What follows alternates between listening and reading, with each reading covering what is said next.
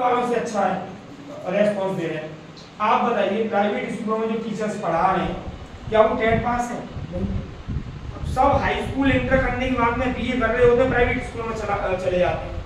और यहाँ जो हमारे शिक्षक भाई बहन बैठे हैं ये सब टेट, सीटेट, बीएड, बीटीसी उच्च शिक्षा प्राप्त है सारे लोग, और ये लोग यहाँ आए पढ़ाने के लिए आए आपके बच्चों को। लेकिन जब आपके बच्चे ही नहीं आएंगे तो फिर कौन पढ़ाएगा आप बताइए। तो पूरी जिम्मेदारी इन्हीं की नहीं है।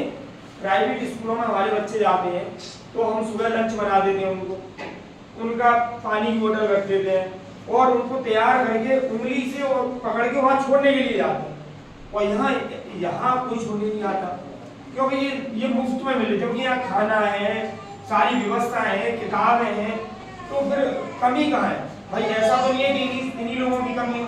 90% बच्चे तो हमारे यहाँ ऐसे आते हैं उनके माँ बाप को ये नहीं पता होता कि बच्चा कौन सी क्लास में पढ़ रहा हो। उन बच्चों को अगर हम पूछते हैं उनके गार्जियन को आपका बेटा कौन सी क्लास में, तो बताते हैं 3 में हुआ या 4 में, उन्हें खुद नहीं पता।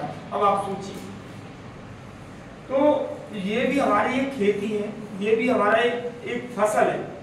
आप देखिए वह बगिया हमेशा हरी भरी रहती है जिसका माली सक्रिय होता है। तो आप मालिए, ये भी मालिए, अब यहाँ तक आएगा बच्चा तभी तो ये पढ़ाएंगे। और जब बच्चा आ ही नहीं रहा है ना, कहीं रास्ते में रह गया, तो फिर ऐसे काम नहीं हुआ।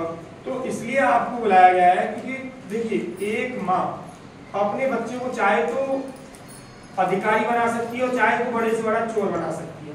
माँ का बच्चे की जिंदगी बहुत बड़ा रोल होता है। आपके पास बहुत सारे काम हैं, घर गृहस्थी के काम है, आप लोग शाम को जब खाना बनाते हैं खाते हैं उस समय बच्चों को बिठा लो, केवल उससे पूछो कि बेटा आज आपको क्या काम दिया था। अगर उसे काम नहीं दिया है तो आप दूसरे दिन आइए, आपका अधिकार है, आप दूसरे दिन आइए और जो अमुक मैम या सर आपकी बच्चे को पढ़ाते हैं, मैडम या सर, उनसे कहिए कि देखिए हमारे बच्चे को काम नहीं मिला, आपका अधिकार है। लेकिन यहाँ तो केवल पैसा नहीं आया होगा तो कहने के लिए आए होंगे, मिड डे मील सही नहीं मिल रहा है तो कहने के लिए आए होंगे, लेकिन जो आपका मुख्य अधिकार है, मुख्य चीज है कि हमारे बच्चों को शिक्षा नहीं मिल पा रही है, उसके लिए कोई नहीं आ रहा। अगर काम दिया है तो आप कहिए कि बेटा आप इस होमवर्क को कर लो। हो सकता है आपको होमवर्क नहीं आता हो, तो आप ये तो देख सकती हो कि कल हमारे बच्चे का यहाँ तक काम हो रहा है, आप यहाँ पे एक निशान लगा दो, अपनी भाषा में ऐसे बोलते हैं चील मिलूंगा, ऐसे निशान लगा दो।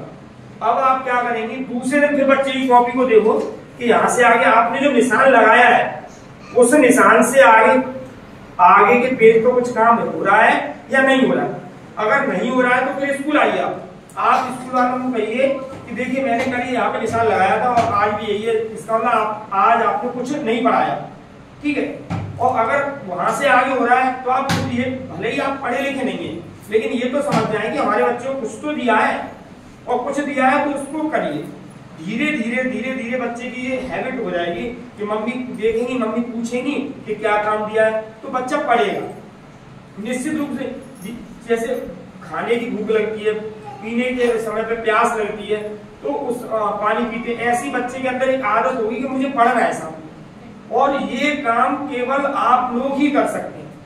हम लोग यहाँ कितना भी मोटिवेट कर रहे हैं, देखिए एक गाड़ी के 2 पहिए, एक है शिक्षक और दूसरा है अभिभावक। जिन अभिभावकों के बच्चे बढ़िया रेगुलर अपने बच्चों पे ध्यान दे रहे हैं, देखिए यहाँ पे आप लोगों को बुलाया गया, आपको पता है जैसा मैंने अभी बताया था कि हमने उन अभिभावकों को बुलाया जिनके बच्चों ने क्लास में टॉप किया है, 1st, 2nd, 3rd रैंक पर है।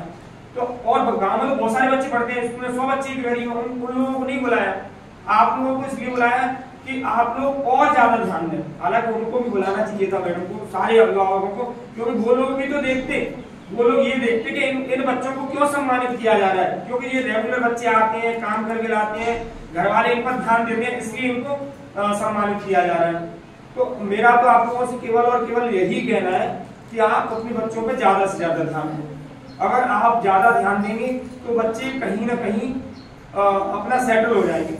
और जिसकी संतान अगर कहीं स्टैंड करती है तो माँ बाप के लिए सबसे बड़ा सुख वही है, उससे बड़ा सुख हो ही नहीं सकता। आपका एक बच्चा पढ़ लिख कर अगर कहीं सेट हो जाता है, किसी मुकाम तक पहुंच जाता है, तो ये मान लो आप गांव में कहते हैं ना बुढ़ापे चरम सुधर जाएंगे, ठीक है, तो 7 पीढ़ियां तक सुधर जाएंगी। तो इसलिए अगर आप चाहते हैं कि हम बदलाव करें, हमारे देखो जो पैतृक काम होता है बच्चा उसको सीख लेता है। किसान का बेटा किसान ही रहना है, क्योंकि उस पर कोई ध्यान नहीं दे पा रहा। अगर आप लोग ध्यान देंगे तो ऐसा नहीं है कि इसमें किसी कोई पैसा वाले की शिक्षा हिस्सा में आएगी, ऐसा नहीं है।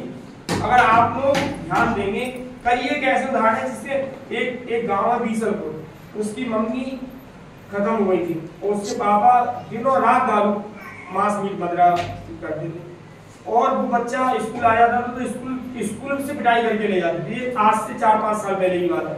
अब वो बच्चा लेफ्टिनेंट जनरल तक पहुंच गया। तो कैसे? मैं शिक्षा के बाद।